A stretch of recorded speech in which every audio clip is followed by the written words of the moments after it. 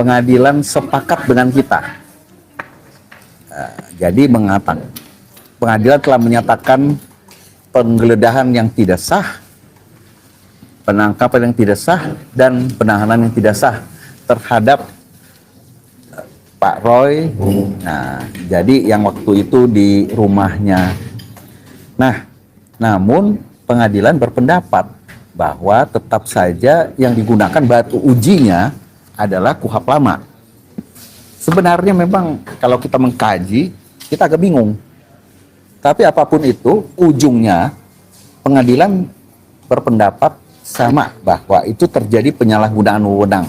Dan itu tidak bagus kalau dilakukan oleh aparat penegak hukum. Ya.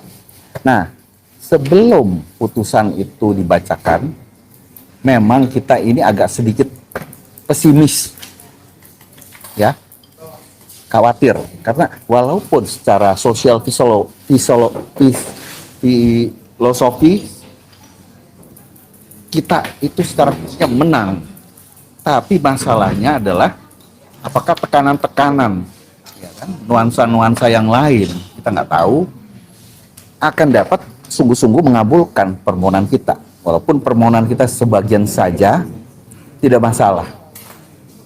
Dan ada satu petitum yang tadi saya dengar bahwa dimohonkan kepada turut termohon untuk tidak melakukan penahanan berdasarkan penyidikan, berkas penyidikan ini. Sebenarnya itu kita bicara bukannya tidak diizinkan, seharusnya sah-sah saja kalau dimohonkan. Kalau pengadilan juga mengabulkan, sah-sah saja. Ya, jadi intinya kita tidak ada masalah juga kalau tidak dikabulkan, karena inti dari permasalahan atau objek pra peradilan ini cuma 3. Yang tadi, penggeledahan, penangkapan, dan penahanan. Dan sesuai dengan apa yang didalilkan oleh pemohon, Mas Roy, dia menyatakan bahwa penggeledahan itu memang esensinya juga, isinya juga nggak cocok. Dipakainya yang tahun lalu. Kalau KUHP baru kan harus dimintakan dan harus sesuai dengan kebutuhannya yang sekarang. Nah, itu tahun lalu itu katanya diduga ada objek yang akan disita. Lah, kan tidak sesuai. Katanya ada objek yang akan disita, makanya mau dilakukan penggeledahan. Padahal tujuannya adalah untuk melakukan penangkapan, dan penangkapan itu hanya sekedar untuk sekedar pelimpah tahap 2. Ya, urgensinya nggak ada. Dan Mas Roy sudah wajib lapor, jadi nggak kemana-mana, dan selama ini tidak ditahan. Jadi untuk apa juga ditahan? Urgensinya nggak ada. Demikian hakim tadi membacakan. Ya, jadi kita sungguh bergembira sekali. Hukum rupanya tidak menjadi mati saat ini. Hukum tetap hidup, dan hukum akan terus menjadi panglima, ya, untuk kita semua. Jadi memang kita bergembira sekali. Senang hati, ini luar biasa. Nah, jadi setelah melihat juga adanya yang video-video waktu dilakukan penggeledahan, memang seharusnya kita sudah melihat bahwa ini akan bisa dikabulkan. Nah, tapi tetap saja kita was-was, ya kan? Saya waktu memberikan keterangan ahli, saya sudah memberikan sejelas-jelasnya. Sebenarnya harusnya surat perintah penangkapan itu dan penahanan itu sudah di luar konteks penyidikan. Itu di luar. Penyidikan itu sudah selesai dengan P21. Jadi makanya dibuat oleh Polda itu format yang baru. Nah, kita mengenal yang namanya azas lex temporis delicti. Jadi hukum acara yang digunakan adalah pada saat dilakukan. Nah, tetapi ada aturan 361 huruf A, yaitu pada KUHP yang baru. Jadi penyidikan yang belum selesai dari sebelum diberlakukannya KUHP yang baru tetap menggunakan KUHP yang lama. Oke. Tapi kan kita menyoal sebenarnya penangkapan dan penahanan setelah penyidikan. Penyidikannya kita anggap sudah selesai. Jadi kita tidak salah menggunakan batu ujinya adalah KUHP baru, apalagi surat perintah penangkapan dan penahanan itu jelas pakai KUHP baru. Lah, Tapi tadi meskipun hakim tunggal menggunakan batu uji kuap lama, ya tetap saja ya sudah, hasilnya adalah tetap itu adalah perbuatan sewenang-wenang, abuse of power, dan kita dikabulkan, dinyatakan demikian. Namun permintaan rehabilitasi, mengembalikan harkat dan martabat Mas Roy kembali seperti sedia kala, tadi dikatakan tidak dikabulkan karena apa? Bukan tidak ada cukup syarat material, tetapi dikatakan bahwa diajukan pada permohonan terpisah. Nah, jadi saya yakin ini tim kuasa hukum Mas Roy akan mengajukan kembali permohonan rehabilitasi, bahkan bisa mengajukan permohonan ganti rugi. Nah, jadi silahkan kalau memang mau, ya kan, saya siap juga untuk memberikan keterangan pendapat saya sebagai ahli. Nah, mengenai adanya komentar-komentar orang banyak itu, saya nggak tahu siapa saja. Kalau dia tidak ada kaitannya dengan Mas Roy, tidak ada kaitannya dengan perkara ini, saya cuma bisa berkomentar. Mereka itu tidak punya legal standing. Mas Roy mau ngapain terserah. Mas Roy dikabulkan terserah, tidak dikabulkan juga terserah. Jadi tidak ada masalah. Kenapa dimasalahin sih? Namanya orang mencari kebenaran dan keadilan yang hakiki. Ya, kita mencari keadilan juga, bukan kepastian hukum saja di dalam pra-peradilan gitu loh. Nah, di sini pra-peradilan itu tujuannya untuk kita jangan lagi diperlakukan sewenang-wenang. Penegakan hukum tidak boleh dilakukan dengan pembelokan hukum, ya, dengan penindasan kepada rakyat. Dan ini sangat baik hari ini, pembelajaran juga untuk nggak hanya Mas Roy, tetapi untuk seluruh warga negara. Tetapi ketika sudah membacakan pertimbangan-pertimbangannya, kami sudah mulai bisa menduga arahnya ke mana tadi putusannya itu. Jadi kami sangat bersyukur hari ini. Ya, semoga ini menjadi suatu pembelajaran dan jangan ada lagi. Nah, rencananya saya pikir sah-sah saja ya, kalau misalnya abis ini memang hukum acaranya masih mengizinkan. Jadi masih bisa diajukan lagi pra-peradilan baru. Ya, termasuk yang tadi rehabilitasi dan ganti rugi. Ya, kalau dibilang berdasarkan KUHP lama, ya itu pasal 95.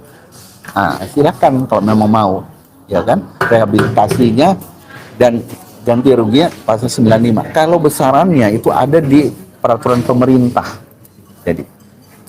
Jadi silahkan aja kalau misalnya para tim kuasa hukum dari Mas Roy mau mengajukan hal tersebut. Ya, saya rasa sekali lagi saya ucapkan terima kasih. Kita bersyukur bahwa pengadilan telah menunjukkan jati dirinya, memberikan keadilan kepada Mas Roy dan masyarakat pada umumnya. Ya, terima kasih. Salam buat semua. Ya. Pak Didin, Ya. kita kan tahu ya, hakim kan mengabulkan permohonan Mas Roy Ya. hari ini di Pengadilan Negeri Jakarta Selatan. Ya. Dan apakah gitu dengan hasil putusan ini, walaupun tidak berdampak apa-apa lah ya atas hasil proses pra-peradilan, dan apakah bisa minimal meringankan walaupun tidak menentukan status tersangkanya Mas Roy, apakah bisa meringankan dalam inti perkara persidangan ini? Jadi begini, kalau berkas perkara itu memang bukan langsung berdampak, tetapi secara psikologis ini sudah ada bukti awal. Ini ada yang namanya abuse of power. Ini penyidikan ini dibangun oleh dasar kesewenang-wenangan. Nah, makanya Mas Roy bisa melanjutkan dengan praper berikut, ya, karena masih banyak kesewenang-wenangan yang dibangun oleh penyidik dalam proses penyidikan. Itu dibangun terus kayak bangunan yang tebal sekali, dinding yang tebal dibangun sama mereka. Jadi itu harus dirontokkan, ya, supaya nantinya proses peradilan pidana itu benar-benar dengan proses hukum yang berlaku. Ya, misalnya apa? Saya kasih contoh. Jadi ini kalau saya lihat pasal 32 ayat 1 Undang-Undang ITE. Ini kan yang menjadi materi. Yang saya lihat ini materi selanjutnya. Dalam pasal itu dokumen yang dikatakan milik Pak Jokowi, yaitu ijazahnya, itu harus diambil sama Mas Roy, dirubah, dimanipulasi, dirubah, ditambah, dikurangi, dan ditransmisikan ulang. Jadi diambil dari cakramnya Pak Jokowi. Jadi aslinya itu harus hilang dan dirubah. Ya, originalnya harus diambil. Jadi apakah memang benar Mas Roy melakukan tindakan seperti itu? Nah, tapi kita tidak boleh masuk ke dalam pokok perkara. Dalam pra-peradilan kita tanya, apakah ada saksi yang melihat bahwa dokumen yang milik, apakah itu dokumen elektronik ataupun analog sekalipun, ada yang melihat, saksi yang melihat. Orang itu melihat bahwa Mas Roy melakukan menghack data, mengambil data itu. Kemudian ada saksi yang melihat juga, mengetahui bahwa dokumen itu sekarang Pak Jokowi udah nggak punya karena dicuri dan dirubah, kemudian ditransmisikan. Ya, nah jadi kita uji itu di sana. Ada saksi tidak, kemudian ada ahli tidak yang memberikan pendapat-pendapatnya mengenai hal tersebut, ya, mengenai perbuatannya itu. Dan kemudian ada bukti surat apa tidak, dan ada tempus delicti. Tempus delictinya itu harus sebelum tanggal 30 April. Jadi tidak bisa tempus delictinya kejadian-kejadiannya itu setelah tanggal 30 April. Kan laporannya 30 April gitu. Nah, jadi kalau seandainya tempus delictinya adalah dari bulan April sampai bulan Maret sampai dengan Mei misalnya. Nah, itu nggak masuk akal. Bulan Mei-nya nggak bisa. Di situ kita uji nanti, ya. Jadi bukti-bukti yang disita apakah itu berkenaan dengan bagaimana Mas Roy bisa ditunjukkan perbuatannya supaya bisa ditetapkan sebagai tersangka. Jadi tidak bisa, ada 700 sekian bukti, ada sekian saksi, ada sekian ahli. Ntar dulu, saksinya ini menerangkan tentang apa, ahlinya menerangkan tentang apa. Kalau misalnya nih saya kasih contoh ekstrim, ahlinya nih menerangkan apa? Ahli yang dipanggil dokter hewan misalnya. Nggak bisa dong, ya kan? Nah, itu kan misalnya contoh ekstrim. Maka ahlinya ini berkualitas seperti apa? Menerangkan tidak adanya perbuatan Mas Roy. Adanya ini, sehingga dia memberikan pendapat itu bisa masuk ke dalam ranah 32, pasal 32 ayat 1 Undang-Undang ITE. Menjelaskan bahwa kalau yang seandainya untuk memenuhi unsur 32 ayat 1, pasal 32 ayat 1 itu, maka ahli itu harus menjelaskan dokumen yang dirubah, yang sudah ditambah, dikurangi, dan ditransmisikan, itu sudah lagi tidak berada dalam penguasaan korban atau pelapor. Ya, jadi demikian. Itu yang harus menjadi perhatian untuk pra-per yang berikutnya. Demikian ya. Demikian. Ya, Pak Ari, bagaimana menurut Mas Ari sebagai ahli pidana? Dan kita akan tahu Mas Roy ini kan akan melakukan permohonan lagi pra peradilan kedua.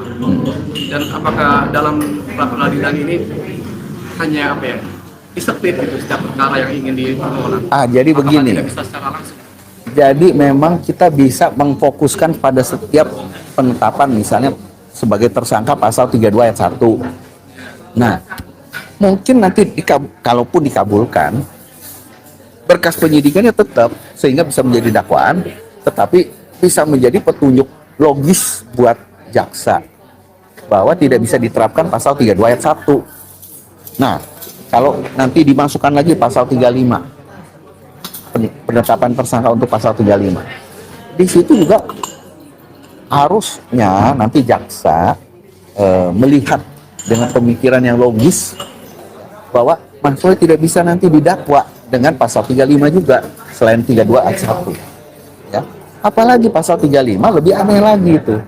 Jadi Mas Roy itu mengakses, memanipulasi dokumen orang lain atau informasi elektronik orang lain sehingga yang tadinya menjadi seolah-olah otentik. Jadi output terakhirnya harus menjadi otentik, ya kan? Ya, ada nggak saksi yang melihat begitu dan menyatakan begitu? Yang ada semua saksi bilang Mas Roy menyatakan bahwa ijazah Pak Jokowi palsu, kan 99,9%. Nah, dan itu dokumennya harus dokumennya Pak Jokowi yang dirubah, dan Pak Jokowi tidak punya lagi, gitu loh, atau website dia atau apapun itu, ya kan? Jadi kalau di sini masih ada, ya itu berarti tidak bisa terpenuhi unsur untuk delik pasal 32 ayat 1 maupun 35 Undang-Undang ITE. Demikian. Apakah Pak Dit nanti diminta lagi untuk menjadi saksi ahli? Ahli ya. Saya bukan sebagai ahli. Sepertinya begitu. Saya nanti diminta untuk menerangkan di pengadilan. Nah, saya ingatkan bahwa pra peradilan itu bentuknya permohonan, bukan gugatan. Jadi disebutnya pemohon dan termohon. Nah, kalau gugatan itu adalah penggugat tergugat dan ada turut tergugat di situ. Ya, jadi bentuknya demikian. Ya, demikian ya. Nanti.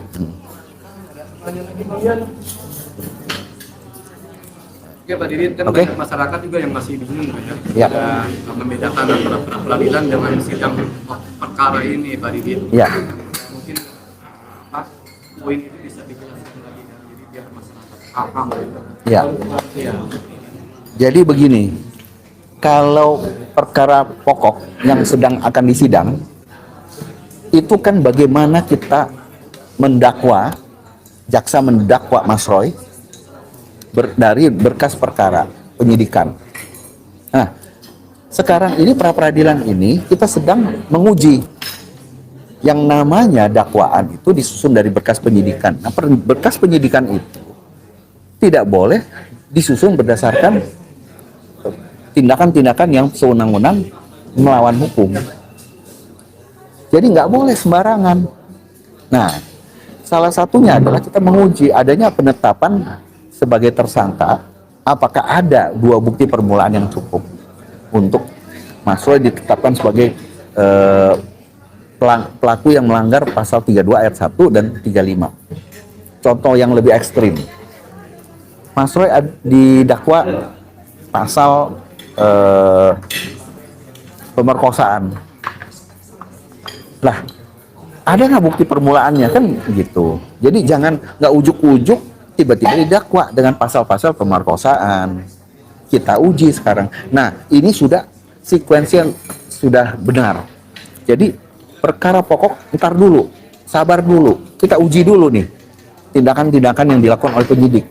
Dulu menetapkan tersangkanya benar nggak, prosesnya benar nggak.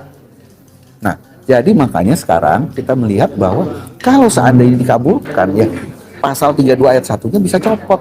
Kalau dikabulkan juga pasal 35 bisa copot. Kenapa sendiri-sendiri? Mungkin dari tim kuasa hukum bukannya mau berlarut-larut, memperlama, bukan. Ya fokuslah satu permohonan ya satu materi.